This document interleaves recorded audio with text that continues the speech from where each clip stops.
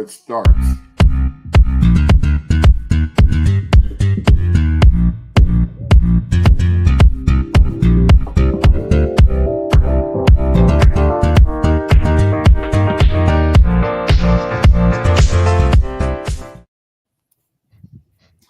So normally we'll just go into this goofy mode of introducing ourselves, but we have a guest on right away, and we're going to get right to the nitty gritty. So I am Brian Bacchus, will never be. I am Jamal Smith, and we have the illustrious. I'm Toni Bailey Rains. But wait a minute. You're not going to be your goofy self today, Brian? You're going to change No, because you know what? But first of all, we're setting the precedence here. So as you guys know, we started at 10 a.m. Because you guys know I be on the head about being on time. Yeah. On her day. On her day. Just so y'all know, it's only on her day. Nope. I try on the other days. It doesn't always happen. No. We're saying me and Jamal want to be on time on your day. On other days, it's 10-ish, baby. 10-ish. That's 10-ish. How we do it. It's 10-ish. Like not tennis, but 10-ish. Well, thank you, gentlemen, for being on time, because I'd be like, come on, y'all. Let's get it. We need to be on time. And I was the last one to log in today. That's the funny part. That's all right. I was shocked when I came on because Matt was here before everybody.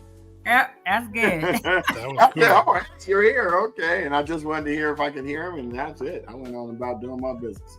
He had to go get some coffee and all that. So we're going to drop off and let you guys have at it. Thank you very much, Matt, for being on. And they're not dropping off. They're in the background is all, yes, in the green room. He gets it. Yeah. Thank you for having me. So welcome, Matt. This morning, everyone, we have Matt Russell from Level 42 Construction.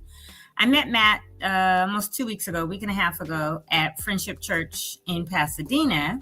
He was there for their resource fair, and I was moderating. I was supposed to be just introducing who was coming up next, but because I know a lot of answers to stuff over the last 4 months, I wound up moderating and answering some questions.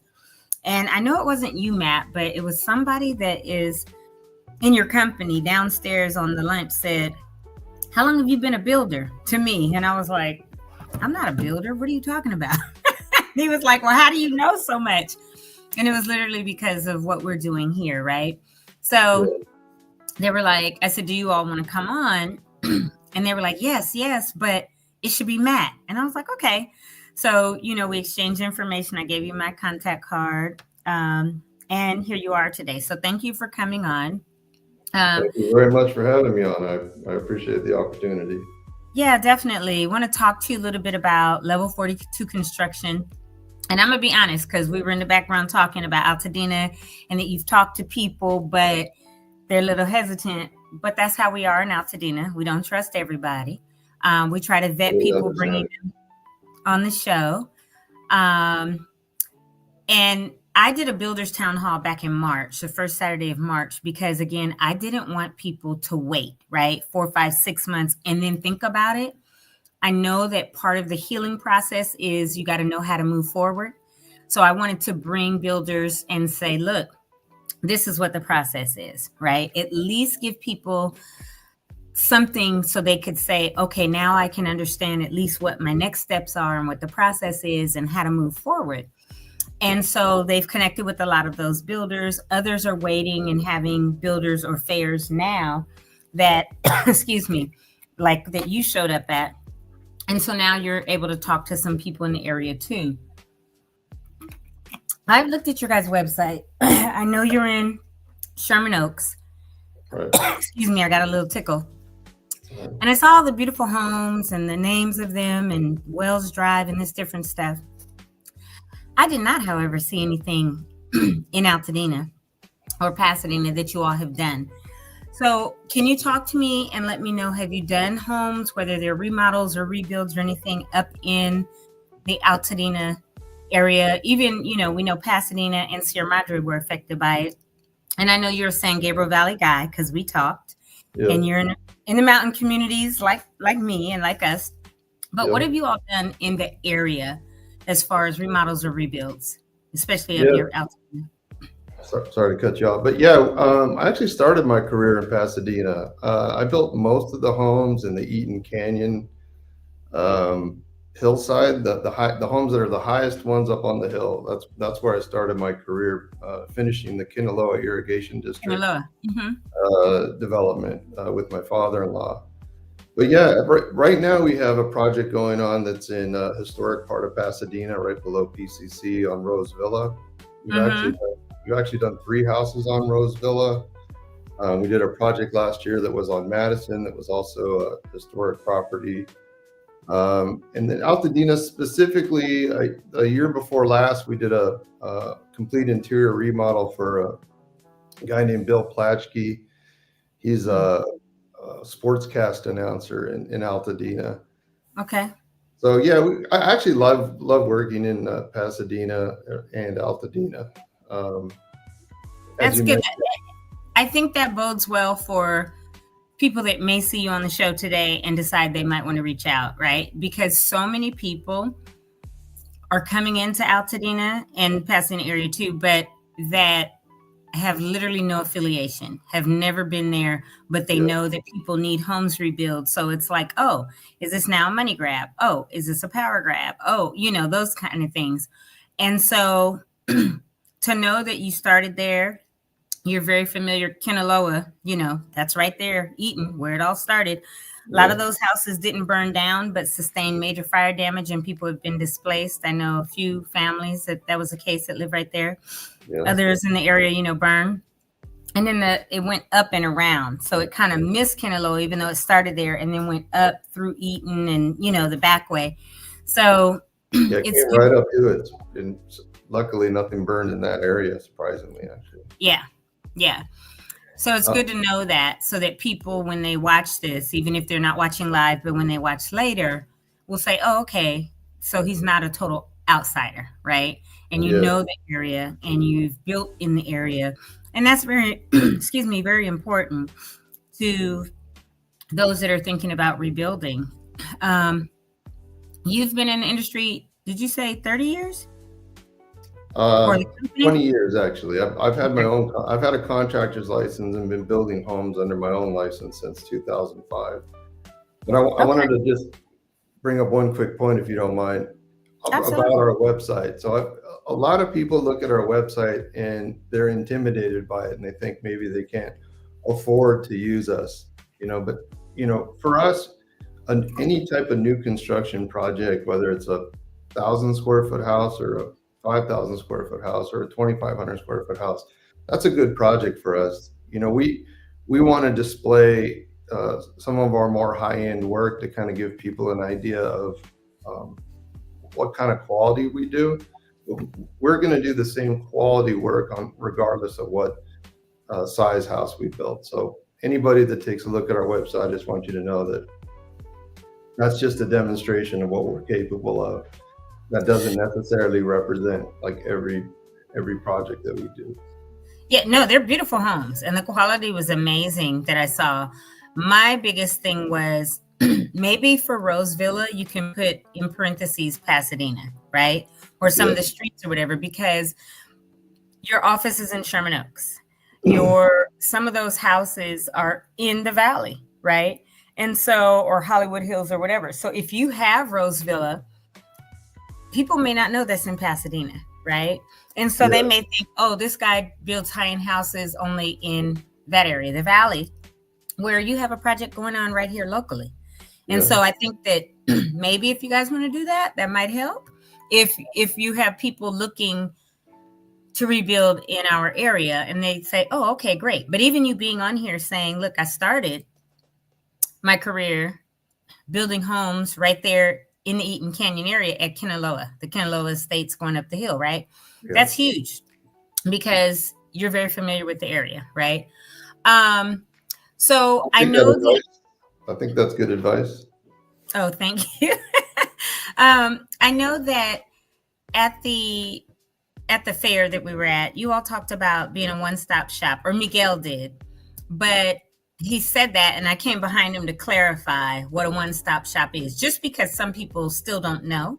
Yeah. And they really think I have to get an architect first, I have to get a surveyor, then I have to find a GC or a builder, and but tell them everything Level 42 offers as a one-stop shop, because some people still, like you said, some people are still grieving and processing their loss and can't yet move forward to talk to a builder, to talk to an architect or someone. So what is it that Level 42 offers as a one-stop shop? And what could you do to help somebody? And what's the process from your initial meeting until the end? Yeah, so our approach is unique in that we will help a client get from A to Z, which, like you mentioned, starts with hiring an architect, structural engineer, surveyor, then a contractor. But what we do that's unique to a lot of guys is we don't package the whole process together. What we do is we act as an advocate for our clients in the initial phases. That means we don't collect any money from the client. We introduce our clients to architects. We help them. We work with several architects. So I'll pair a client with a couple of different architects. We'll do the interview with the architect together. I'll help them get an estimate from the architect, make sure that it has everything they need, nothing that they don't need. I think it's a fair price. And I do all these things in the initial phase at no charge to build a relationship with the client. There's a risk to us, of course. At the end of the day, there is no obligation to go with Level 42 construction. So we're really banking on the fact that in that first, let's say 6 months or so, that we're going to build a relationship because, like you mentioned, of course we do nice work. But it's really, when you do construction, it's such a personal experience. You really want to know who you're working with. So I really want to take that initial time to demonstrate to somebody, I'm a worthy partner in this whole thing. I've made some promises to you. Do I keep my promises? Do I answer my phone? Is the process, progressing like normal? So that's the initial process. So we'll help a client find an architect, get a surveyor, get all that stuff going. We'll take care of all of it. Client pays the architect directly. We don't take a dime from it. But in that initial process, we'll create a preliminary estimate. So the architect will create like a preliminary drawing. And before he sends it to the engineer and before he goes and tries to get a permit, I'll take that rudimentary drawing and I'll create an estimate from it. And the reason I do that is because I can't tell you how many times people will bring me plans with the engineering, with the permits already issued, and then they find out it's outside of their budget. Got it. Then they have to go back, pay the architect to fix it, re-engineer it, resubmit it. And there's the whole delay. So we're able to give our clients a very accurate estimate with a very simple set of plans to make sure that you're not wasting any time going back and forth. And because we've been, I've been bidding, contracting since before I had my own contractor's license when I worked for my father-in-law. So I have a lot of comps. And because of that, our preliminary estimates are within 5% of the actual cost once we have engineering and permits. So we're very confident that once we give you that preliminary bid, that you can take that to the bank, and then we can move ahead and start construction. So tell me, how would you work with someone? Because we have found that this is the case in Altadena, right? Yeah. And Eden Fire people. How would you work with someone that had a house passed down from a great grandmother, right? It's generational because so many houses in Altadena on the west side are generational houses, right? So they've lost it. They have the deed or title to the lot. They still have access to that.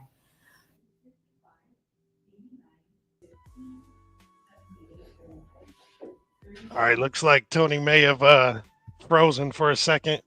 Not sure exactly what she was I think I need to close some windows. 1 second. Yeah, you're back now. Cool. I know. I'm back and I saw it, but I'm just going to close some of these windows because apparently I have too many open. Okay. Is that better? Yeah, I can hear you now. Sorry. Okay, perfect. It's okay. It's my computer. If I have too much up, it's just gonna buffer and all of that. So that's all I did. So I was like, let me close some of these windows that I have open. So, but thanks for being patient. Every now and then that happens. So for people that are underinsured, right? That have been there 40 years, 50 years, 60 years, 70 years, and they got insurance way back and didn't necessarily upgrade the insurance, and they may have 300,000 available to build a house. Because you said you talk to them, work within their budget or whatever. If that's their budget, knowing with the state of inflation, potential tariffs one day, not tariffs the next day, tariffs back the next week, right? Yeah. What could you do for someone, or how would you work with someone who is underinsured? Are you going to say, okay, I'll work directly with your insurance company, or say, well, we can't build a house for $300,000 because square footage is just going to cost you $600 a square foot? Because let me just tell you, we've heard 300 to 1,000 in Altadena, and we know that some people are gouging, and that's without the tariff threat. The average really is about 350 to 450, maybe, is what it really should be. So that means that soft costs are one thing and markups are what the builder is going to take for their self. And to me, that's taking advantage. If you make a profit at all, whether it's 50,000 or 100,000, whatever, you've made something. To me, your reputation and integrity is a little more important than just that profit. But how would you, if I came to you and I was like, Matt, I love that over the last 3 months, we've really developed a good relationship. You answer, I can't say about you answering phone calls, but I know you answer text because you stay on top of that with me this week to get on the show.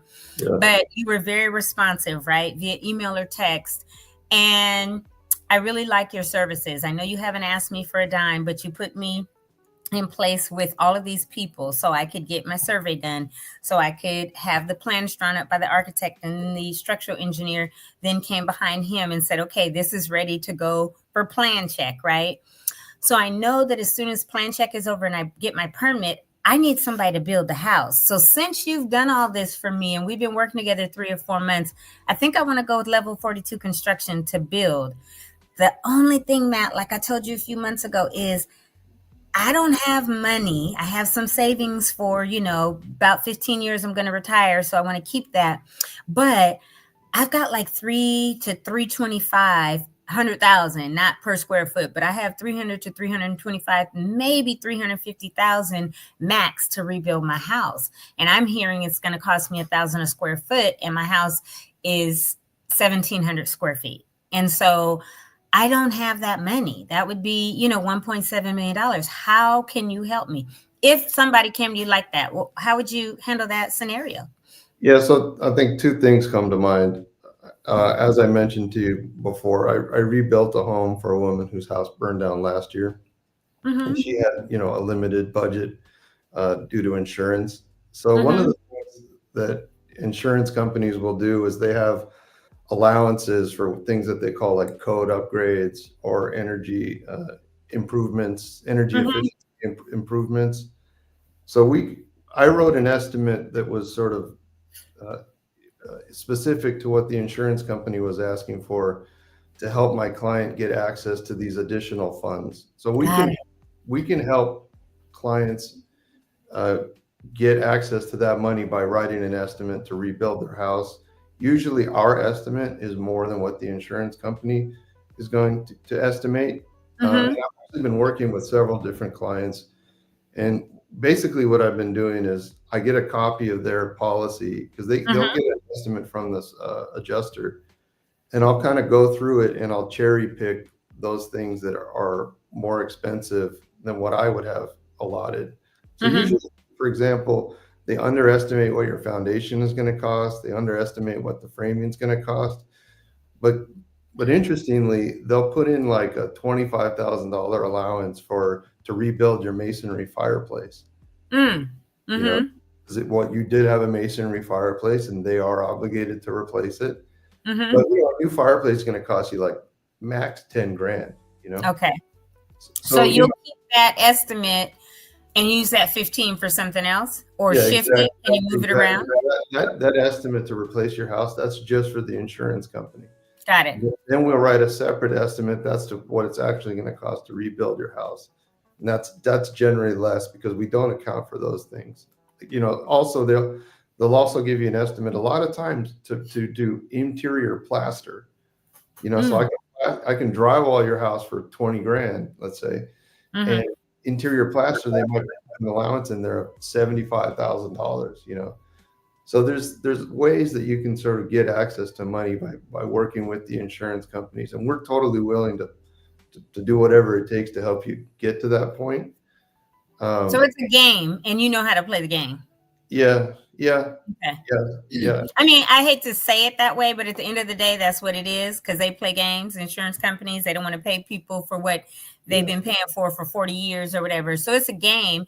And as long as you as a contractor, construction company, know how to play the game and how to maximize the amount that the homeowner would receive to rebuild, because all the people I've been dealing with and had on the show and all of this, I haven't heard yet. I know about the additional living expenses, but I never had a contractor tell me, oh, there's usually an additional allowance set aside that insurance definitely is not going to tell you as a homeowner about for certain things, right? So again, at 300,000, but that budget could be stretched because of those allowances that I don't know about as the insured, but you know about. You might be able to get $400 or $450 out of my insurance company, where my policy states it's only going to be $350, or or something like that, because you know how to ask, how to go back and forth with them, and have that experience and know what to look for. So you write the larger estimate for them because you know they have these provisions in place, and then you give me another estimate that's going to be less and what it will really cost to build, and get maximum money and leverage those things that you're aware of to pull all that cash from them to rebuild my house. Yeah, that's exactly right. Okay. And one of the things that, like I said, when the fire first happened, I called my client whose home burned down because I was curious. I didn't exactly remember how we did it in the beginning, but I asked her if she'd hired a adjuster. Public adjuster. Yeah, and whether that was something I could tell people whose homes burned, advise them to do. And she reminded me that no, her and I actually just worked it out with the insurance company. But she told me a story about hiring an adjuster who basically ran off with like $10,000 of her money. So because they take at least 10%. Yeah, so those guys are in it to make money too. So I don't know if they're a necessary component. I'm not giving any advice. This is just sort of a story that I'm telling. But if you're talking to an adjuster, you might want to sort of think about what their value is and whether or not this is something that a contractor and yourself can figure out. That regarding sort of the overall budget, we have a bottom line in terms of what we need to build your house. And of course, we're sensitive to people whose homes burn, and we want to make it work, and we want to give you a fair deal.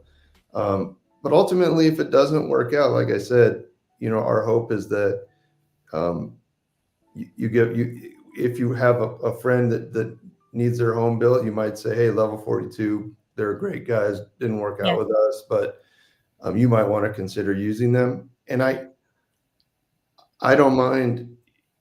For me, this being in business is about building relationships, like I said. So, if I can be there for them to ask questions, there's no hard feelings. I've had people hire other people and call me and say, this guy's doing this or this guy's doing that, or what do you think about this or that? And not want to call you back for the advice. Is this contractor doing right or not? But they didn't use you.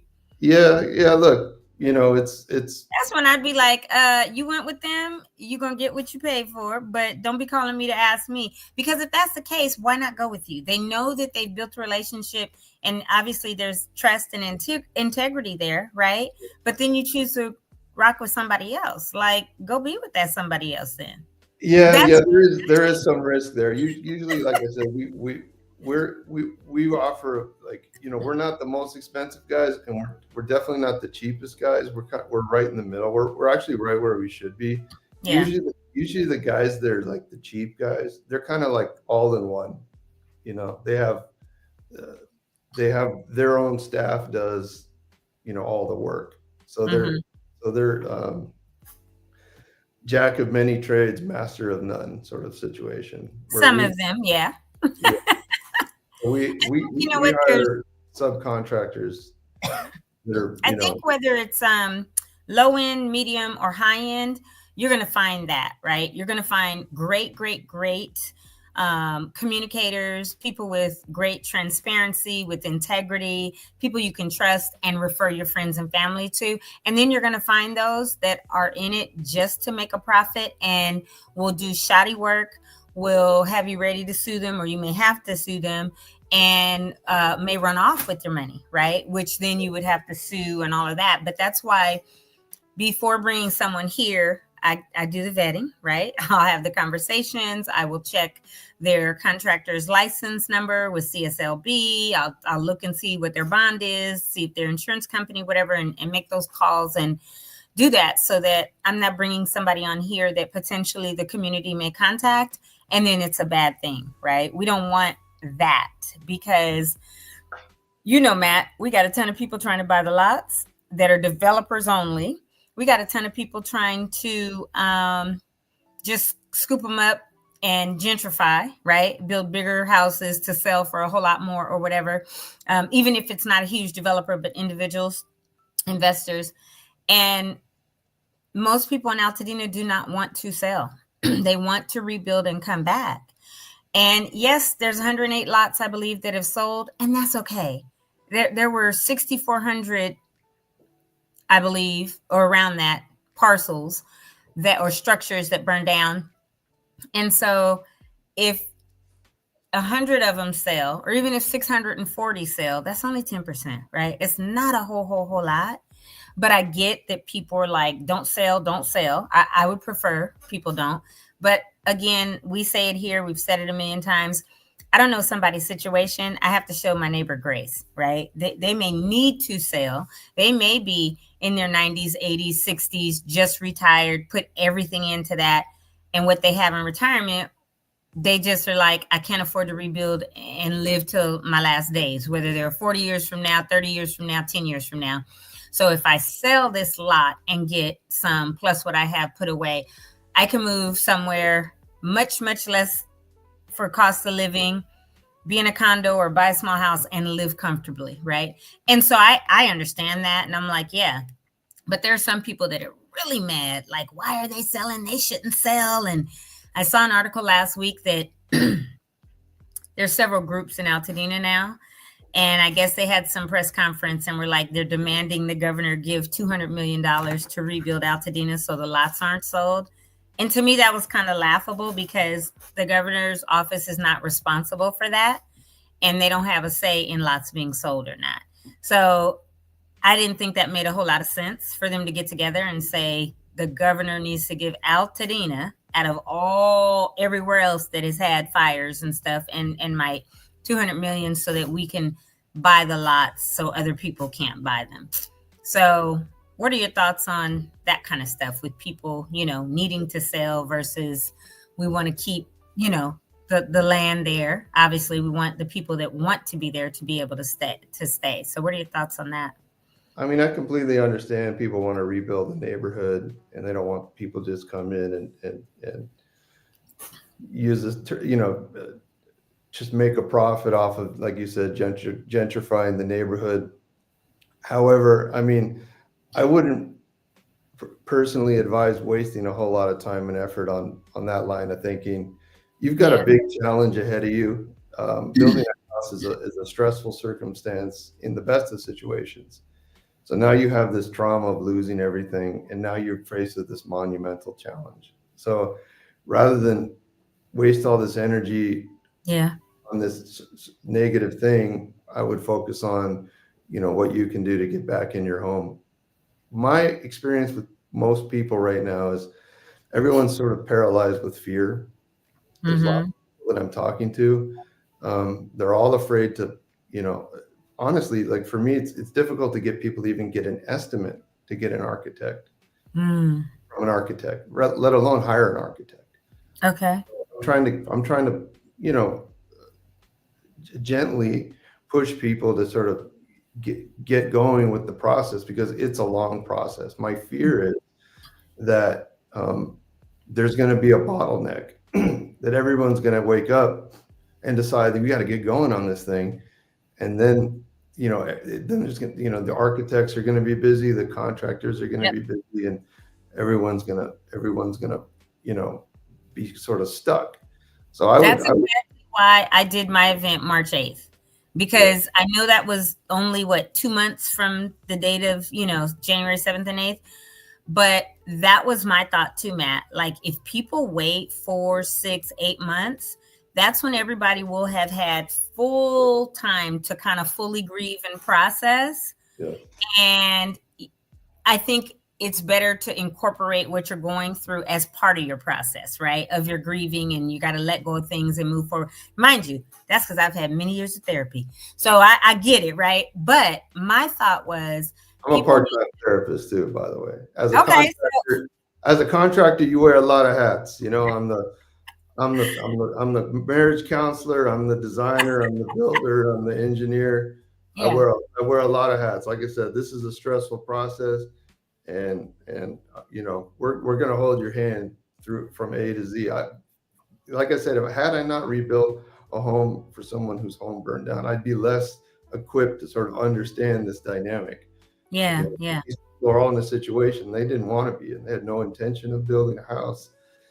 They weren't saving like pictures on Pinterest and exactly getting ready for it. They've just been thrust into this position. And for it to happen overnight. Yeah, like, okay, we've had to leave from fires before, but back in a couple hours. But to leave and then overnight a whole town basically is gone, right? And your neighbors and friends and family and lives were lost. And then Army Corps engineers is coming in, cleaning up your lot, right? And taking all what was left in dumpsters away. And so now you're also having to incorporate, I have to bring gas back to my house. That's an extra $8,000 or $9,000. I have to bring water lines back. I have to bring electrical lines back. Like, everything is gone. It's literally just dirt. Yeah. So, and even with that, there are holes in the earth, right? Yeah. Some people are finding old abandoned septic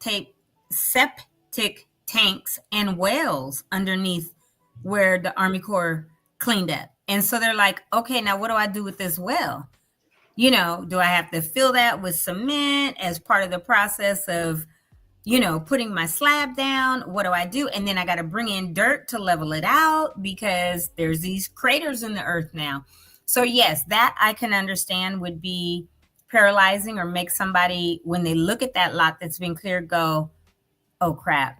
Now what's next steps? Which is why, again, I did it back in March, because I was like, if people don't get started, yes, there's going to be absolute gridlock at the planning office, at the permitting office. And I know the county now is bringing in this permit czar that can kind of cut through some of that. And I believe once all of that end of the month or whatever gets started, we'll start seeing the permits roll out, right? A little bit better.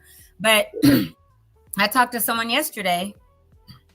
There's still confusion, and I had to send him I sent him 5 documents on the like for like, on the 200. Remember what I talked about at the thing, the 10% or 200 square feet.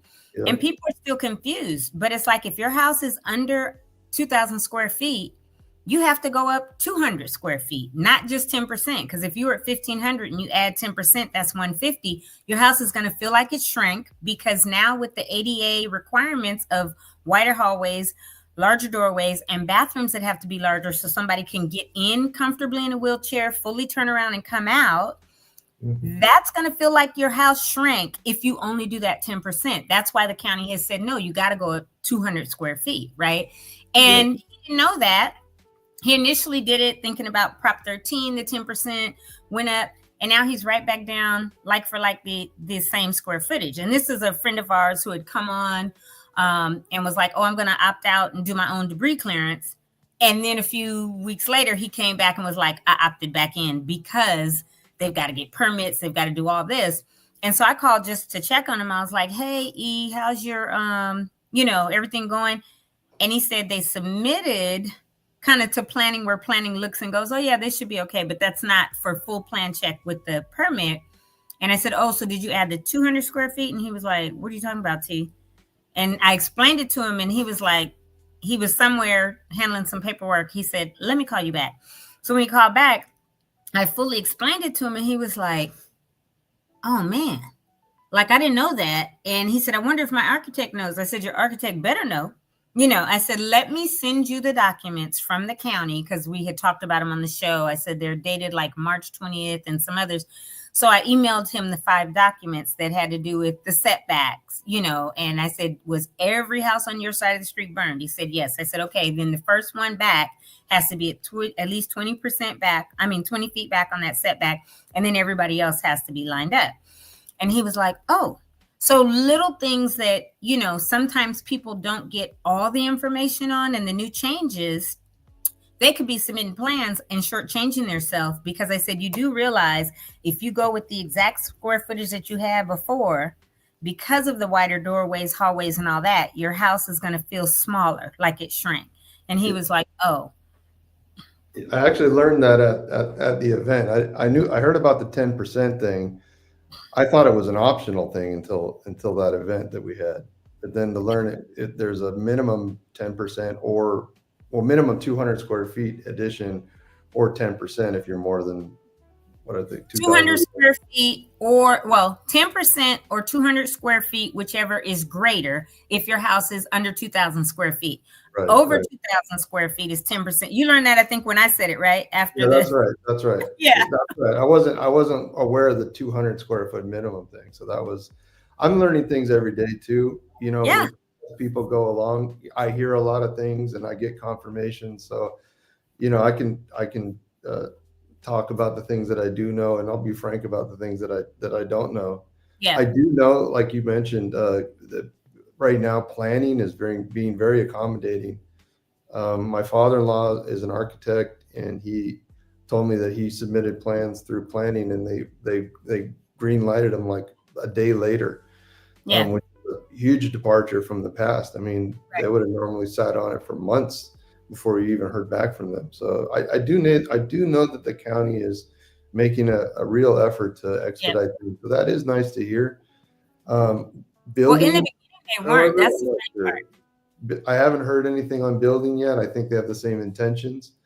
Hopefully that process is also expedited. I wanted to say one more thing too, if you don't mind. Oh, absolutely. A lot of people, I think, are waiting for like lawsuit payouts, sort of factoring that into the plan.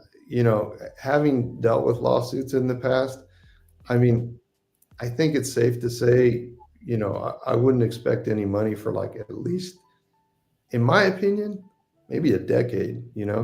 These people you're fighting, they have a lot of money and a lot of power, and they're going to drag this thing out in court. I've had little court cases get dragged out for a decade. So I can only imagine what a class action lawsuit against, Edison is going to end up being, So I would maybe advise to view that money as like a bonus on the back end, So I have some thoughts about that too, only because I'm sitting in meetings all the time or on Zoom calls or whatever, and with some attorneys. So in one that I had maybe a month ago after the fires or some, I don't know, Department of Angels, somebody, I think you're right. People shouldn't bank on that money. However, these are not class actions. These are individual torts, or the majority of them are individual torts. If you go and don't go to an attorney and say, I want to join a class action, because a class action is not it for something like this. So that's number one, get an attorney and do an individual lawsuit. Yeah. However, I was just told maybe a month ago, it was a Zoom call I was on, and they said, can we be honest? I said, yeah. They said, go directly to Edison and file a claim, because the claims are going to get paid out. Because now that they've said we were at fault, this tower that should have been dismantled and taken down 51 years ago was not. And that's the tower that arced and started the fire. So they just dismantled it with helicopters and all that like a week and a half ago, right? And got it out of there. They fully know that they're at fault. I think if Edison tries to play the stupid game of, oh, we're not going to pay or we're going to drag this out, when you have clearly said you're at fault and now remove this tower that should have been decommissioned and removed 51 years ago, would be asinine. But pay it out. If somebody's house was worth $1 million, pay it out. Because you know you were at fault, right? That's my hope, is that for everybody, and granted, that might be 600 million or whatever it is, 6 billion, you're going to pay it anyway. Stop trying to be silly and fight. You know it was your fault. You've clearly already said it. You've now removed the tower. Everybody knows, right? So to me, it would be better for them to just go on and settle each of these individual lawsuits by saying, what was the value of your home? Not that that is going to make anyone feel better, because it's not. Not only did they lose their home, they lost everything. And you've probably heard me say, my parents, 57 years. They can't replace stuff that they had for 57 years. They traveled the globe. They had things from Spain, from China, from Africa. They can't replace that stuff that was inside the house, right? But if the value of that house was $2 million, Edison paid him the $2 million, period, right? Whoever else, just pay it out. So, but on this call a few weeks ago, someone said it would be better for a lot of people not to file the torts, because this was after the fires call, because in Sonoma County, people that filed claims got paid within 2 years. There's people 6 years later that have individual lawsuits that still haven't been paid, because like you said, Edison, with that PG&E, whoever is going to try to fight it, right? Yeah. And say, well, can you prove it was our fault? All this shenanigans. So I think people have to weigh their situation. If it's somebody that's been there 10 or 15 years and they're in their 50s, maybe they can afford to wait 6 years or a decade. Somebody in their 70s, 80s, 90s, maybe not. And talk to them and see what's going to be best, to submit a claim or file a lawsuit. Yeah, I mean, look, my hope too would be that they get paid out as soon as possible. I would just, if you are planning on rebuilding your house, I would just work on getting the plans going in parallel with whatever that legal situation is.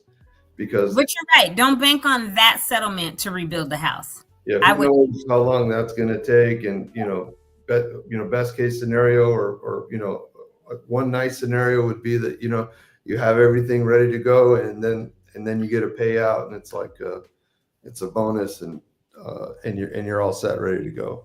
Yeah. I want to look at comments and see if there's any, although Jamal and them, if there were, would have them up in a heartbeat if there were any questions. Does anyone who's watching have any questions for Matt? I know we had the one from Marcus saying, and I know Jamal and then we'll pop on, but this one just from Marcus Betts saying, thanks for the transparency and desire to help Altadenians. And I think, Matt, that's so true, because you've been transparent. You said not only about this lawsuit thing, but you're saying, look, come to us. We'll help you as much as we can. Even if at a risk to ourselves, you don't go with us, right? But what you know, what you don't know, or you're newly learning, because things are changing every day. You'll find out, right? You'll go to the county or whoever you need to. You'll get the information and come back to somebody so that you can help them. And that is huge, because that just shows your heart, right, for people in the community. Yeah, that means a lot. And I'm extremely grateful to be in this position.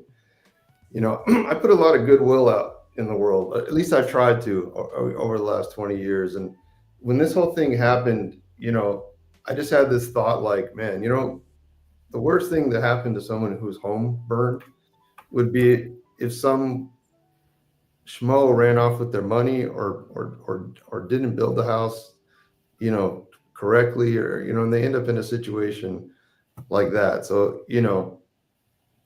the fire happened, and we were at the shelter the following weekend, cooking food for people at the shelter in Pasadena. Nice. Like, we really wanted to get out there and be part of the recovery effort in a genuine way, and really try to avoid the sort of perception that we're trying to it's at all predatory. So we wanted to like really do it. This is kind of our general modus operandi, but we just wanted like no strings attached, you know. So like, what kind of food were you cooking, Matt? Actually, I got grass-fed beef patties and brioche buns, and we were cooking hamburgers. Nice. Okay, so I got some things that I'm getting ready to be doing. We at Altadena Talks want to have a couple different days. We want to have one for youth.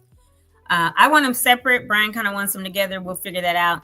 But we want to have something for youth because the children that have been impacted from little to high school that just had prom a couple weeks ago, that are graduating in a couple weeks, whose homes were either totally burned down, some lost their home and their school. So our kiddos have really been impacted, right? And we know at our age, we can adjust more because we've lived life and we've had some ups and downs. But for them, this, other than the pandemic, which was a big down, you know, and a roller coaster, now they've had this and they're probably like, what the heck is life really about? Like this kind of stuff, you know, losing everything and the pandemic and people dying then and now. And so we want to have something for them, play date or something they can do. So might want to partner with y'all to come cook again. And we want to do something for the elderly as well. So that, and there are lots of luncheons and things for them, but would love to partner with you on something. I'd be happy to be a part of that for sure. Yeah. Or even if it's something you all do and we go live and we're, you know, part of it with you. Yeah, we'd love to partner and see what we can do and bring you in. Because if you chef it up and get some grass-fed beef for folks, that's really awesome. Yeah. I didn't want to feed people something I wouldn't eat myself. You know, and I was terrified that nobody was going to show up. You know, I went to the shelter and I talked to the people that were working there and I said, hey, if I came here and made food for people, is that something people would like? You know, and he goes, yeah, absolutely. And I said, he goes, but you have to set up across the street because we're not allowed to let anybody do it. Right. And I was like, well, if I come, are they going to kick me out? And he goes, look, they're not going to kick you out. You're here to cook food for people who lost their homes, you know? Right. And to my surprise, yeah, it was a hit. A lot of people were there and they were very grateful. And I got to talk to some people about, you know, what they've experienced and stuff. And we didn't overtly push the company. We had our banner up and I had our cards out, but yeah, I handed out hamburgers, again, no strings attached. People could ask me questions or not, but yeah, it was a very rewarding experience, I would say. Yeah, it is, right? I mean, that's the give back and that's your humanity and your compassion that you have for, and because you grew up in the San Gabriel Valley, right? Not necessarily in Altadena, but you and I have talked about this. And then where you and I both live now, still San Gabriel Valley, because we need to see these mountains and, and right there, you know, near 210. And you and I are basically next door neighbors city wise, but, it's so important to constantly think about giving back and seeing what we can do for the community. So yeah, we do have some things we're going to be planning and would love to have you partner with us on some things and bring your company in, because that's another thing that when we did the town hall for the builders back on March 8th, we didn't bring anyone in that was forceful, right? Some person showed up that morning saying he drove down from Vegas because he does firescaping and was told by someone who was only going to attend that he was on program. And I let him know, no, he wasn't, but I gave him a couple minutes to talk about his product. But I didn't like that, right? Because number one, you show up talking about, oh, I'm here to talk today, No, you're not, because this is my event and I didn't invite you. So you and I have talked, you were invited on here. We partner on something in the future. It's because we have developed what we talked about earlier, right? Doing some type of relationship or beginning to have one and bringing in people that care about the community, not just, hey, I'm here, this is my product, go with me, or a contractor that might not be good for the community and might wind up, you know, having some bad blood later or left with people's money or didn't do right. So you would not be on the show today if that was the case, if I felt the way about you. I wanted to mention something too about fireproof building, just because something reminded me of that. A lot of people are worried about building a house that's less prone to burning being like a burden to them on the budget. Right? Okay. Fortunately, just modern building code it's mandatory that you build something, especially in a high fire area Yep. that's less prone to building. We were talking before, that's like stucco exterior, stucco eaves. If you can afford it, a metal roof is it's very expensive. That's a real luxury item. But that kind of like, when this fire kicked off, we built a house in Pacific Palisades that was like at ground zero. I was getting like videos from my guys at the job site of fire just everywhere, and the house on both sides of our project burned down, and our house remained because it had the concrete siding, it had the metal roof, it had a brick exterior, so it had everything it needed to withstand a fire. But most of those things that I'm talking about are just already baked into the budget. That's right. Things that people have to pay for additionally. Even the fire sprinklers, a lot of contractors will say like, oh, this is a very expensive thing that you have to account for. But if you're building, a 2,000 square foot house, it might be, $7,000 max, I would say. That's good. Because we have heard the 20,000 and all that. So if it's not that, that's really good to hear. No, 20,000, would be if you're building a 15,000 square foot house or something like that. But they're actually very reasonably priced, and we are now getting some experience. I have a house in Brentwood that I'm building that's going to have the roof sprinkler system on it. Good. So like you mentioned, on the base, they had the roof sprinklers and not the interior sprinklers. So you'll be happy to know that residential interior sprinklers are aesthetically pleasing. They're recessed into the ceiling. There's a little flat white disc that's not ugly. Good. Doesn't mess up the whole aesthetic. So that's cool. But fire sprinklers in the house are just designed to save your life. They're not designed to save the house. The house, right? So adding an additional fire sprinkler system on the roof, again, it's not that expensive, and more and more we're sort of learning about how to implement those things. So that's kind of like going above and beyond. But just at a base level, you're going to be in much better shape. Unfortunately, Pasadena was a tinderbox waiting to go. I mean, there's a bunch. It was nothing but timber. Exactly. There was all the houses were vents, and it was just unfortunately, and a lot of things weren't like maintained, so you're going to want to build something that's built with fireproof materials, low maintenance, well, you know what, like we were saying right in the green room or right before we started the show, the reason Matt said that is because I said I wouldn't want to rebuild and have fire sprinklers inside because they're hanging down from the ceiling and ugly. If they don't start making them hidden like a recessed light and aesthetically pleasing, I wouldn't want that in my house. I would prefer having the exterior fire sprinklers that are on the outside on the roof, because that's when I lived in Japan, that's what there were, right? And I've seen those in action, because then they're going to help put the fire out. By the time a fire gets inside the house, an interior fire sprinkler system is not going to help put the fire out, like what people, are imagining. So I would hope that the county, if somebody has it within their budget and wants to put the exterior ones on the roof, that the county says, okay, yeah. But yes, we can't have timber boxes anymore where eaves are open and fire or embers can be swept up. Have you thought about or had anybody that has come to you and said, well, I don't want a timber box, so I want steel studs. I don't want wooden studs. And are you utilizing steel studs to build houses? Really, we're not. And it's not that we can't. It's that it's just not standard in residential. Okay. But some I know are. Some people definitely are.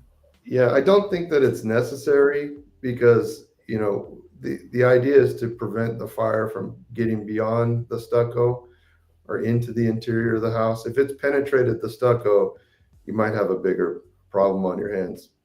But Okay. usually when a home is built, the structural components, like the beams and posts and stuff, either need to be heavy timber to support the house. So if you were to do steel stud, it'd be a mixture probably of some wood with steel walls.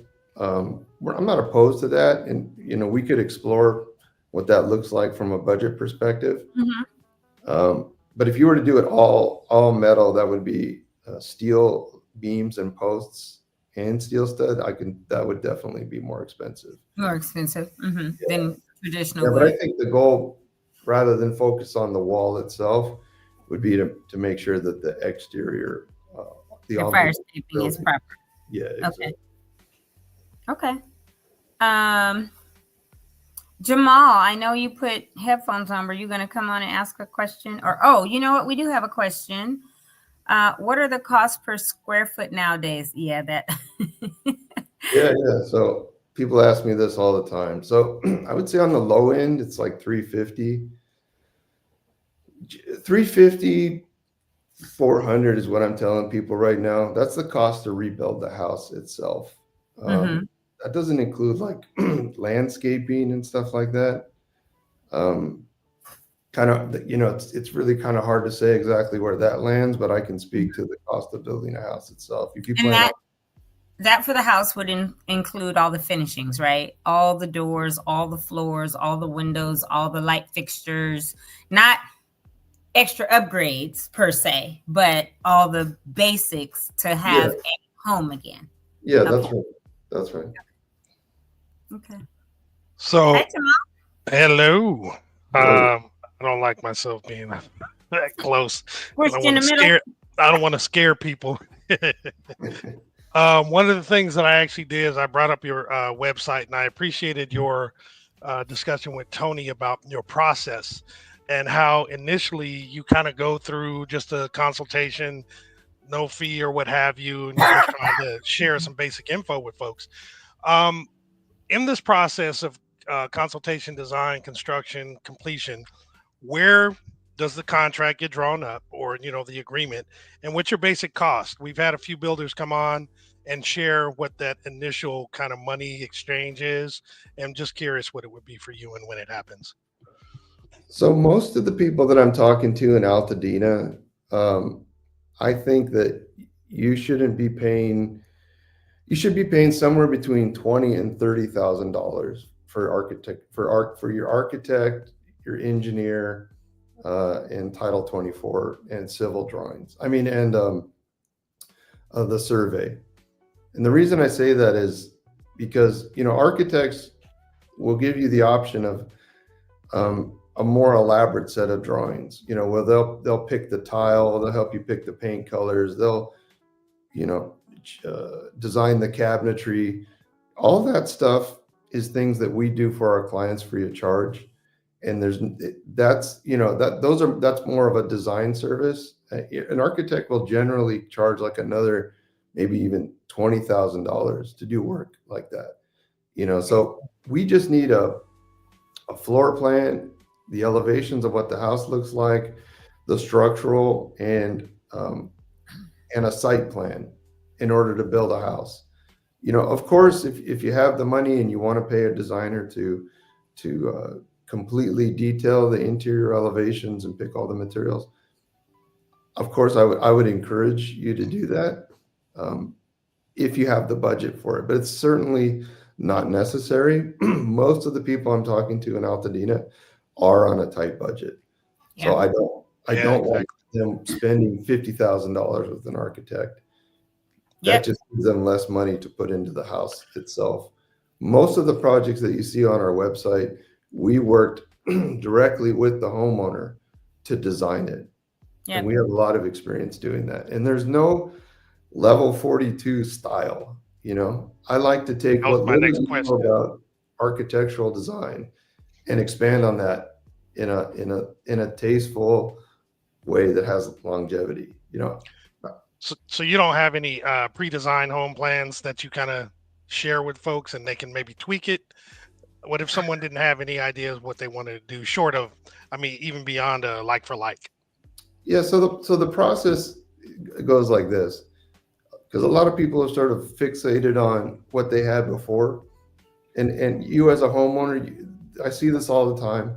People are fixated on what they have, and they really think like, like, well, if I were just to move this wall from here to there, or this thing from here to there, then that'll improve the floor plan. What's nice is when you bring someone in from the outside, they get to look at it from a fresh perspective. And now that you're building a house from the ground up, the process is as follows.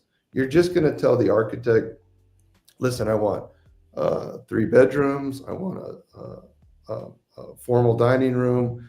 I want an open floor plan. I want a mud room, or whatever it might be. You give them the list, and then they're going to draw a plan specific to your needs and then present that to you. Once you have that floor plan in front of you, that's a place to start. Then you can decide, I like this, I don't like that. Let's make these changes. I have been hearing a lot about these sort of pre-made plans, but I really sort of struggle to see the value in some of them. Some of them I feel like, because no matter what, you need an architect to place the house on the lot. You know, that's specific to your lot only, has to meet the setbacks. So, you know, some of these people have like these sort of kind of hidden fees that are in the background. So once you pay for like the pre-made plan, then you take it to an architect and engineer to sort of create working drawing. You're kind of, in my opinion, going to be at that $20,000, $30,000 threshold anyway. Right. So you might as well just have a plan that's unique to your particular needs and your particular lot, the topography, the size of the lot, all that stuff. Yeah, that's why I think customizing, right? Having a custom built home, what you want. And I do think that because Altadena was so old and there's such a large population of residents that have been there a long time, right? 57% are over the age of 60. I think that it's hard for them to think about a newer, modern looking home. And they think I have to have exactly what I had. But with the new regulations and the fact that they've got to build back 200 square feet because of the wider hallways, all that, they're not going to have exactly what they had. And if they think they want the facade, you know, to be a replica of what they had before, that's fine. The bones inside and the new, you know, layout and the new square footage, do that. And if you want part of it, an ode to the past, that's fine. You have pictures of your old house, send it to them and let your architect bake some of that into your plans or whatever, or your designers. And then the architect, structural engineer signs off on them, goes to planning, plan check, good, goes to permitting, get the permit, boom, you can start, right? But I think that is part of what you were saying, Matt. You're seeing that some people feel paralyzed, right? Because they may be older and they want their old house back, and they're never going to get their old house back. And that's the reality of it. At the end of the day, it's going to be what they want it to be. You know, it's going to look the way they want it to look. You know, we're just going to improve on what they had before. We don't want to force anybody to make it look modern. You know, we can pick any aesthetic that you want. Everything's going to be done with your approval. You know, so I wouldn't. You know, I get that it's, you know, going outside and you make a good point, because a lot of people that I met with, they bring their old plan, and they're just like, okay, here's what we had, and well, they don't know, right? And I had a lady goes, okay, I had this little galley kitchen over here, and then I had this, and I was like, yeah, but don't you want an island? Right. Said, yeah, I would like an island. I said, okay. So let's find a way to give you the island and give you all the things you need, and, you know, move ahead but honor the history and the aesthetic and really sort of make it unique to you. Yeah, that's good. Brian, is he in the background?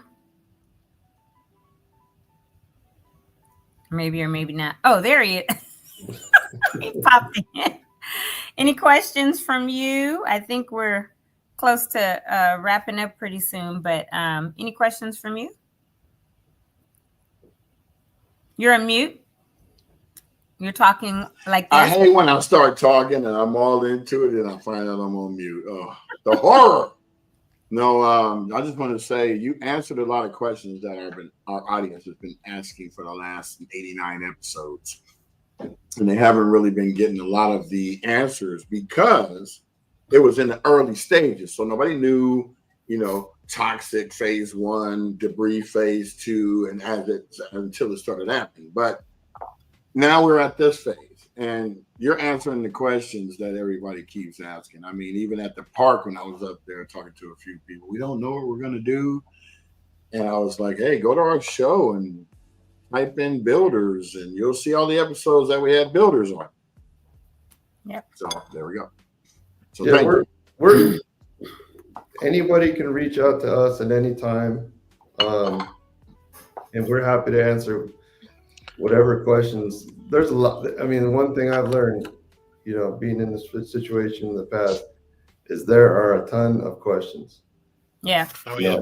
And of all sorts, and no question is too insignificant. You're not bothering me. You're not bothering us. We're willing to take the time to to give you the information that you need to make an informed decision about what you need to do. Yeah. Yeah, that's really good. And what's the best way to reach you? level42construction.com, or is there a specific number or email? I'm going to give you my cell number. Oh, okay. I have it, but you want to give that out so people can call you on that? It's 818-720-5163, or they can contact my office. Our number's on the website, level42 constructiononline.com. I think that's it. Look us up. Just search level 42 on Google. level42construction.com. Yeah, that's right. Yeah, info at level42construction.com. Yeah, if you email us or you call my office, they'll put you in contact with me or my partner Fadi, and we're happy to answer any questions that you have. No strings attached, like I mentioned. I think that's who it was, Fozzie, that was like, how long have you been a builder? I was like, I'm not a builder. He was like, but you know so much. Yeah, well, he was like, you're obviously very knowledgeable. So we're all impressed with how much you knew. I learned something that day. I'm always learning stuff. I don't know it all, but our lives have changed in the last 4 months. We'll say I'm zero fun at parties for sure. But if you want to talk about construction, I could do it all. That's right. Well, I hope this platform has given folks some exposure to level 42 and what you're able to do for them, especially at the very beginning. As we had talked about earlier, a lot of people are very hesitant. They're still shell shocked to what happened. They're just barely getting through the debris removal phase and moving forward to, the rebuilding phase, right? So hopefully they take advantage of your expertise and ultimately go all the way through the whole process with you. Hope you get a lot of folks, because it sounds like you do a good job. You had mentioned the testimonial you had from the person whose home you built that had burnt down before. So you do have that expertise. So again, hope this platform is good for you, because we appreciated having you on. I really appreciate the opportunity to be on once again, and I look forward to earning the public's trust. It's something you need to earn. It's not a given. So I'm willing to put in the work that it takes. Awesome. Thank you, Matt. Appreciate that. Well, anything else? I don't think any other questions have come in. We did put up the couple comments and the question that came in. B, I know you just had a comment. Thank you, Matt, for agreeing that Saturday to contact me and come on the show. Super important. And I think that a lot of people that are watching or will watch, because some don't watch when we're live, but will watch later, will contact you as needed. There's so much work that has to be done. So, we're not opposed to anyone or have preference for anyone per se. We want to give this space to everyone that is going to be open and honest with people, especially coming in the community. And though you didn't grow up in Altadena, you did grow up in San Gabriel Valley, and you started your career building in Kinaloa, which is Altadena. So thank you. And you're still doing things in Pasadena. So thank you again for coming on. Really, really appreciate it. We are going to transition to some announcements. You are free to sit on if you want. It's going to take Jamal 5 or so minutes to do that probably. If not, and you need to drop, you can also do that. You let us know. I'm going to dip out, but okay, cool. I sincerely appreciate the opportunity to be on this podcast, and it's a pleasure speaking with you all. And thank you, Matt. Thank you, Matt. Hope to see you soon. See you soon.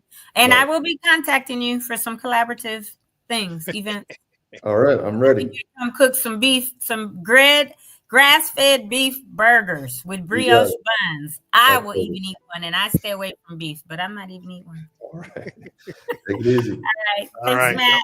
Take care. I'm going to jump into the announcements now.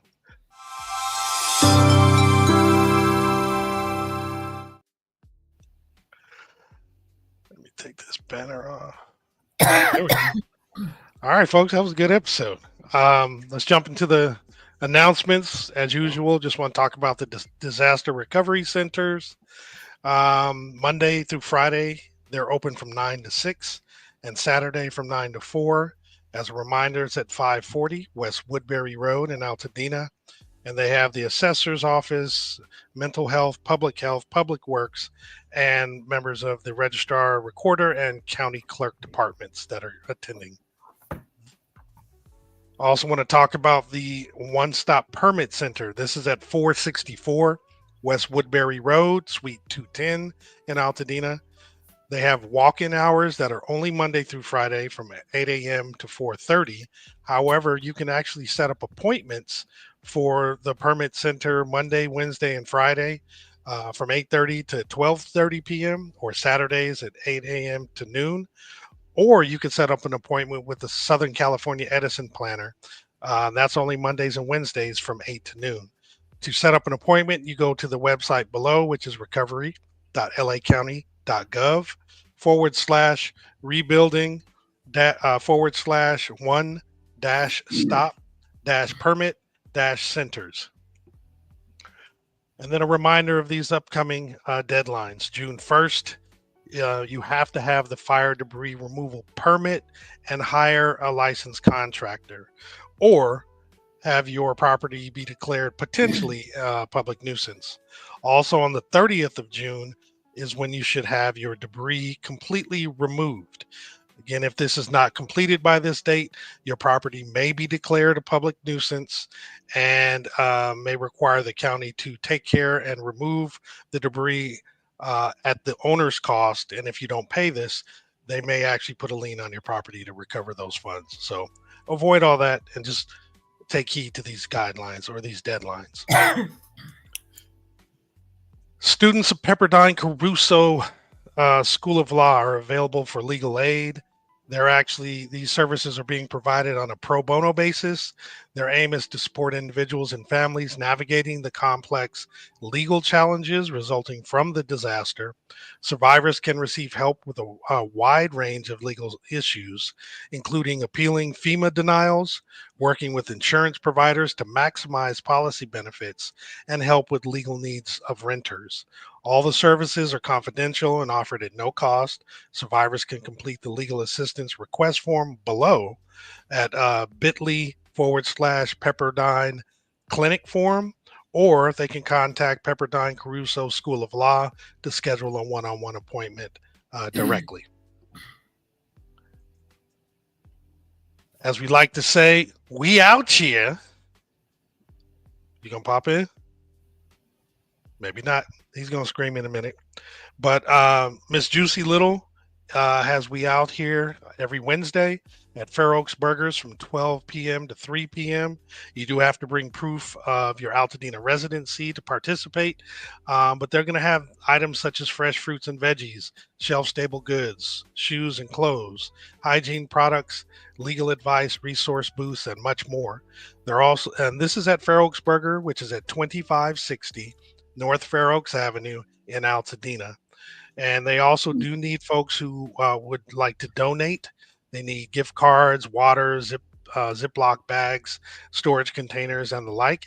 And if you're wanting to donate, sponsor, or partner, contact Miss Juicy Little at Miss at MissJuicyLittle@gmail.com.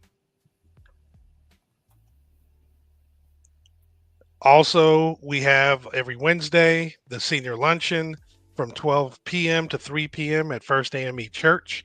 This is at 1700 North Raymond Avenue in Pasadena. To RSVP, you want to send an email to msz_strong@yahoo.com, or you can call 626-673-2200. And then the Eaton Health Village is offering free medical and mental health clinics every Mondays and Wednesdays from 12 p.m. to 5 p.m. You can walk in or come by to schedule an appointment. These are going to be primarily, it's going to be for medical consultations, medication refills, mental health services, and case management. But secondarily, on a monthly basis, and we'll get that specific detail, they have vision and dental assistance as well. This is at Pasadena Seventh-day Adventist Church at 1280 East Washington Boulevard in Pasadena. And there will be a virtual webinar, the wildfire debris cleanup for all commercial property owners. This is actually going to be available Thursday, May 22nd from 10 a.m. to 11 a.m. And you can RSVP by going to bit.ly/LA wildfire recovery.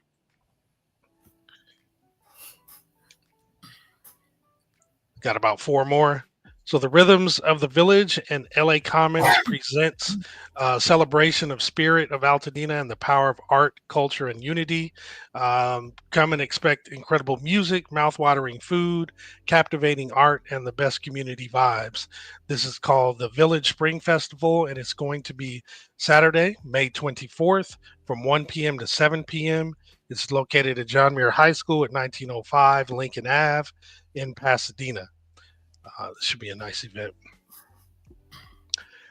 Then Pasadena is going to have the 29th annual Family Fun Day. It's also Saturday from 11 a.m. to 3 p.m. This is at La Pintoresca Park at 45 East Washington. There's going to be arts and crafts, the Tiny Tot area, bubble zone, free food, bingo, skateboarding expo, and much more. If you want more information, you can contact 626-744-8052. Pasadena is also having a Memorial Day commemoration. This is going to be on Monday, May 26th, actually on Memorial Day at 10:30 at Memorial Park, which is located at 85 East Holly Street in Pasadena. And then you saw this yesterday on our show. We have a Friends and Neighbors an event for it. So come and enjoy a community mixer at Calaveras. It's a meet and greet and a mix and mingle. It's going to be resources, guests, community information, and is supporting those impacted by the Eaton fire. It's going to be located at Calaveras, which is at 187 North Sierra Madre Boulevard in Pasadena. It's going to be next Saturday, May 31st at 4 p.m. This is actually DJ A Raleigh House production. And after this event, there will be music by the Afterburner DJ sets. And that's it for the flyers and announcements for today. Bring everybody back on. B is out and about. He'll be back on because I know he's looking at it on his phone. That was a good interview. So there is one more quick announcement. I forgot to give it to you until you were announcing it. I just put it in WhatsApp. But on May 28th at 6:30 p.m., Victory Bible Church is having a reverse panel. We can actually put the flyer up tomorrow, and there's a registration link. The event is free, but it's to register. So what Pastor John decided was, as we keep hearing from people in the community, people want to hear directly or be able to speak directly to those in charge. So the reverse panel will be, instead of people on the panel up here, they're going to sit in the audience area, and people that have questions will be up on the stage and get to ask those in charge. Nice. Right? Officials, put it like that, the questions that they have not gotten answers to yet. So thank you for bringing that up. But that is on the 28th of May. It is at 6:30 to 8:30 p.m. at Victory Bible Church, 1497 North Hill Avenue in Pasadena. We are just above Washington if you're driving north on Hill, it's going to be on the left-hand side at Howard. But come out, because the panel discussion will be for agencies, nonprofits, city partners, to hear specifically from Eaton Fire survivors that still don't feel, I think, settled or like their questions are being answered or whatever. My hope and prayer is that it doesn't become combative, and that a lot of people that are the protesters will, come and be like, well, what about this? What about that? I know it won't, because Pastor John's not going to put up with that. But if you have questions when you register, you can submit your questions. Not to say those will be the only ones that are asked, because they may allow, I'm sure they'll allow people that are there to ask questions. But just know that we hear you, we see you. Victory Bible Church hears and sees you. I kind of always say we, like because I go there. So I'm going to represent them. But Pastor John, Pastor Angel absolutely hear and see the community. And this is an event for the community to come out and be part of the reverse panel. So that will be on what day? May 28th. Wednesday, May 28th, 6:30 to 8:30. To 8:30 p.m. Yep. So there is That's a link. That's going to be cool. That's a unique concept. I like that. Yeah, there's a link that we'll put up as well, that I did put in the WhatsApp chat as well. But because we do want you to register. The only reason Victory asked for registrations is so that if you show up and we decide at 6:30 p.m. to have, snacks, waters, hors d'oeuvres, whatever, we need to know how many to have. It's not dinner. So I didn't say that. So don't nobody quote me and say, oh, Toni said it was going to be dinner here, because it is not. But if we have any of those things, we'll know like how many people. If we are providing a booklet or paper or pens or anything like that, we want to have a gist of an idea of how many are coming. Just like when we had the town hall, we had people go on Eventbrite and register, even though registration was free. This would take you directly to the VBC link to register, and you just register there. But please come out, participate, get your questions answered, or asked at least, from the agencies, nonprofits, and city partners who hopefully will be able to give you some of those answers. Very cool. So thanks for pulling it up that quick. I forgot about it. Meant to mention it yesterday and put that. And just when you were going through, I was like, oh, let me get that up. So that can be part of them until, that day. But yeah, that's it from me. B, welcome back. You're on mute, by the way, in case you want to start speaking. The face, though, you're still on mute. All right. Oh, okay, swear, man. I'll be talking and forget that song. But you weren't. This time, all you did was a smile. That's why I said it quick before you start talking.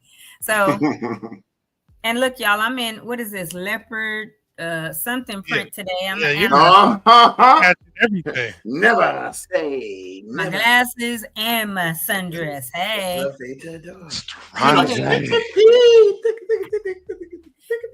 Anywho, thank you all. It was a good show. Thanks for doing all you all do in the background. Really good show. Your comments or your questions for the really good show. Mm-hmm. We have this new feature that as people comment, it pops up in the bottom right hand corner. I'm seeing. Right. Which I love. People comment away because that saves us from popping it up there. Yep. Get a show live when we're doing it. Thank you, Marcus. Yeah, they finally got the hint and did what YouTube was doing all along. And some other platforms. Right.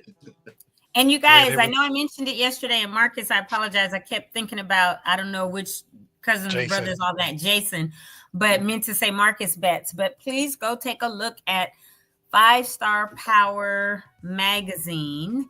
The Betts are featured in it. I spoke about it yesterday, and read through tears that love letter to the legacy homeowners from Ashley Cobb yesterday, Ashley Lynn.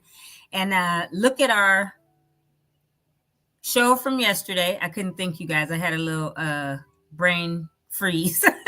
But look at our show from yesterday, episode 80. What were we yesterday? 9? 89. Oh, yeah, we're 90 today. So episode 89 number. on YouTube. And Marcus, you were featured in it. Do you have that link you can send to me and I can pop it up there real quick? Yep. I was trying to look for it in WhatsApp, but I didn't see. And we are going to have the editors, founders of 5 Star Magazine come on the show, either Naila or Romaine Jones, one of them. I'm working that out over the next couple of weeks. I did get an email when the show was going on from Brooks that they're working on hopefully Tuesday or Thursday next week for Colonel Avichal, the one who is over all of the debris for here in Palisades with the Army Corps. So spoke with them up at the Loma Alta Park reopening on Saturday. And I thought it was going to be Captain, what was his name, Brian? Captain Pot. I say Captain. Say it. We have to wait for him to tell us. PATZSU something. Anyway, I called him Captain P. So I text Brooks like, hey, thanks for, giving me the information Saturday. Want to get Captain P on the show. And he was like, well, we'd really rather have the Colonel come on your show. I was like, okay, yeah, let's do that. Cause that's the big man. He's the one that really has all the answers. Right. So they emailed me a little while ago saying they're working on it now. So either Tuesday or Thursday next week, we'll have them on. I'll get that information so we can promote that before the show. But 5 Star Power, take a look at the 9th edition, which is out now at that link. Starts on page 25, Marcus. That's what yours is. Yeah, this is his show, Class of 90. Hey, Marcus. But the Betts were featured on page 25. And then there's lots of other Altadenians that are in there. This was dedicated to the fires or fire survivors. So really, really good information. Great stories that have been told. And each of them, I believe, there is a QR code so that you can, if you want to donate to any of their GoFundMes or whatever, that QR code is at each story. So take a look at that magazine, subscribe to it so that you get all the emails. And when it's out, you're able to take a look at them. Really, really good. Really, really good magazine. But that's it from me. I guess it's toodles from my end. Busy Bee having a rough day? With that mute button. Yeah, I always forget. I never look. You know what it is because people walk in here and they're talking. I don't want their conversations to end up on the show. And then when I get ready to speak, I forget it's on. So sometimes I don't need to be heard. Got you. And we don't have to pop them up anymore, and that they'll run and just be there. I love it because then everybody can just see it. Super dope. Right. I saw that feature when I logged in today, and I looked at it, I was like, They need to make it a little bigger because I'm looking at it on my phone, and you can only see the comments. You can't read squat. Oh, okay. That's why I was popping up the last few comments. Well, I wonder if it has to do with the layout of us, too, though. No, I don't think so because it does the same thing. What if we're all on one? It's just in that same location. It's just right there, yeah. Okay. So if we're not in this one with 3, somebody's gonna cover someone. Yeah. Yeah, Jamal's on you now, buddy. So is there a thing that, like, if we're all on one side, like when we have a picture, it still won't. When we had that, when he was running the announcements, they popped up in the same spot. Okay, that's cool. I just want them to be a little bigger, like it could fill up that whole little square right there. They could be readable. That's true. Oh well. But hey, we're gonna take the features as they come. I mean, shoot, we're the longest running podcast in the world, in the universe. Marcus, the link is already in. If you scroll up, oh no, wait. He did Victory Bible. I don't did you put the magazine link in, Jamal? No, I put it in the the private chat. Yeah, I'll do it now. Oh yeah, because it is a bit link already. Yep. Yeah. Bitly skitly. I texted it to you also, Marcus. Yeah, that'd be easier to comprehend because that 35C4ZRB is weird. I hate those. Oh well. But you can click on it from YouTube, so it's kind of cool. Look at our show looking all busy. Got all kinds of things popping up and stuff. You're welcome. 90. Guess what? 2 more weeks. We'll be starting season 3. So we're going to need a new song. I got plenty of them. We're going to need. I got to take the vocals out. We're going to have to do a nice fat intro. We need our album. We need. I'm going to have to make Toni some more movables.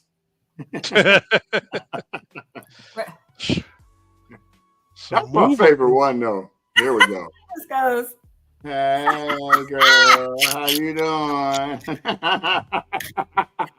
And it's funny because she literally looks like a combination of me and one of my cousins on my dad's side. Oh, really? Like, in the beginning, she looks like me, but then when she's doing like this, she looks kind of like Janaea, one of my cousins that lives in Compton. So it's funny because I was like, that don't really look like me, but part of it looks like me, part of it looks like my cousin. Right. So pretty funny. Because I don't never do that. You don't never see me getting flirtations on the podcast. No, I didn't say I never give flirtations. I said I never do on the podcast. On the podcast. Right. All right, fellas. Well, great show. Thank you, gentlemen. Thanks for all those that were here. Yes. Thank you for showing up. Episode 90. 91 coming at you. We're going to use this as our backdrop one day. I'll show it to you. What's it going to be? Y'all seen it. You guys seen it already. It's this one right here. Let me take it. What is that? Oh, that's the 3.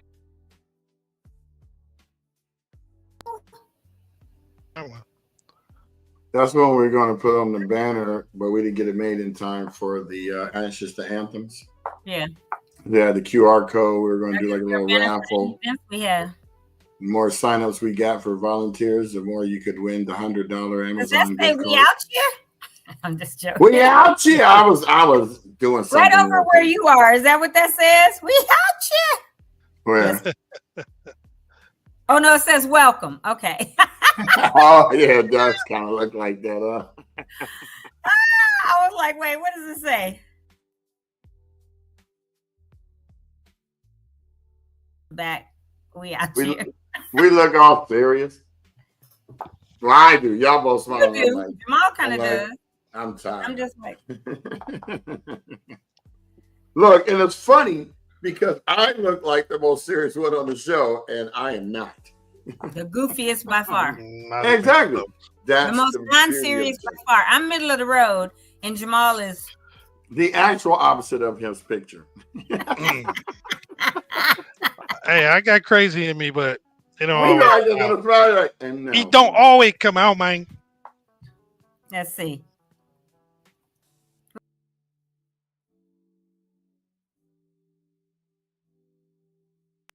Because Brian,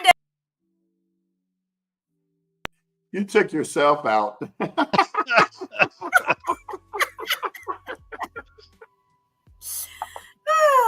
All right. Well, have a great day, everyone.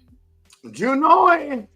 Get outside because it's going to be like 87 today. I'm going to have Mediterranean at Abu Kebab today. You're having what? Abu Kebab. Mediterranean at Abu Kebab. I'm about to go and prime my my propane tank because I'm firing up the Blackstone today. I'm doing Taco Tuesday. Oh shit! I'm doing Taco Tuesday I put together a fire pit in the backyard.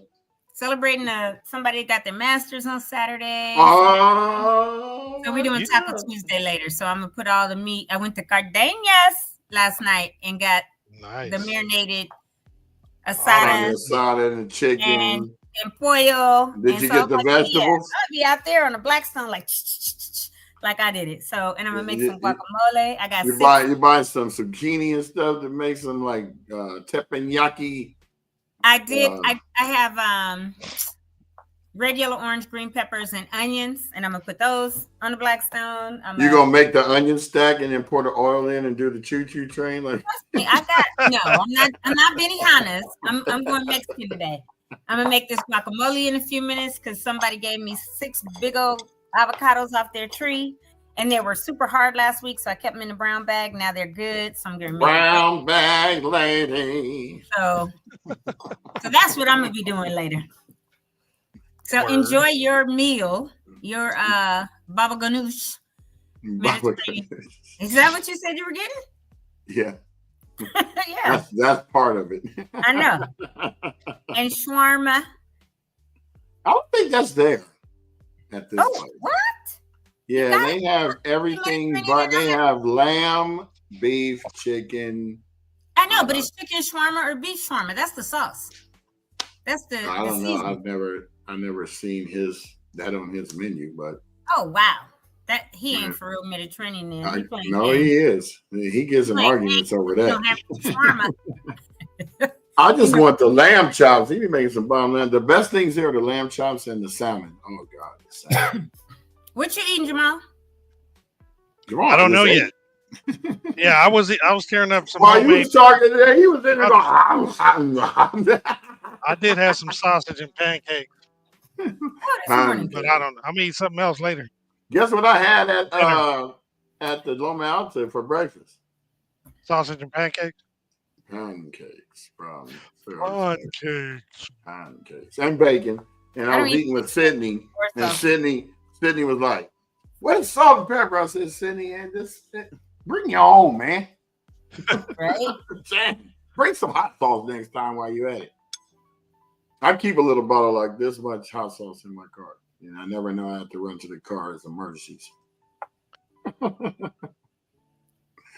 right, y'all. Well, it looks like we've all run out of steam. So let's go ahead and call it a day. I just got an email from Cal OES, which is, Office of Emergency Services, that says a local nonprofit organization in the Eden area is helping gather information on housing needs for affected individuals and families. This survey is designed to collect essential information from individuals and families impacted by the Eden fire to better understand their current housing status, financial situation, and long-term needs. The goal is to help ORGs and partners provide tailored support and resources as efficiently as possible. Survey in English and Spanish, and there's a link. You want me to just copy the link and put it in the WhatsApp? Yeah, copy the link. Let me do it real quick. So if you want to get this party started, and if people want to do it, hold on, they can. But apparently, they're asking people to fill that out to see if they. Oh, wait, is that from Victory? Hold on, Google Doc. Wait, no. Okay, that's a different one. It didn't say who the org is, but it says Dena Housing Needs Survey.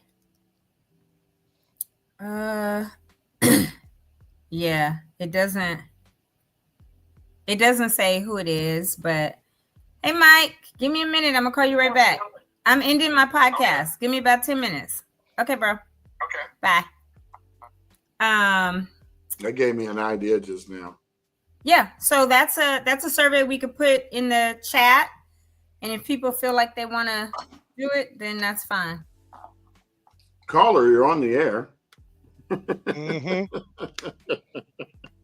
We should have a hotline where people can call in and we can put the phone back there. Yeah, I was wondering about the building. We got to see what I'm wondering what's happening. Can somebody give me some answers? On the hotline. Yep. There's this dentist on Instagram called the Singing Dentist. And he does mockery videos. So he did Candy and had the Larry Blackman cup on and was dancing, talking about you got cavities because eating too much candy. You're looking like you're crazy with that jug mouth smile. That's very wrong. It's funny though. It's funny. Oh my God. Jamal, for putting that up. You guys know I hate putting stuff up without venting, but that came from the Cal OES office. So it's there if you want. Did you say you hate to put stuff up without venting? Vetting. Oh yeah, I did say venting without vetting it. But I trust Jennifer from the Governor's Office of Emergency Services. So she sends me stuff. She knows how I am. So I trust her that she just sent that to me to put it here and say you guys can take a look at it. So if you want to fill that out, there you go. And if you don't, that's cool too. But thanks for putting it up, Jamal, because that literally came in right when we were getting ready to hang up. So have a good day, everyone. Enjoy your meals, Brian and Jamal. And I'm going to get likewise with the Taco Tuesday. Taco Tuesday. So I will see y'all in mañana. Yes, you will. For way back Wednesdays. Yes. Bye, Peace. everyone. Have a good day.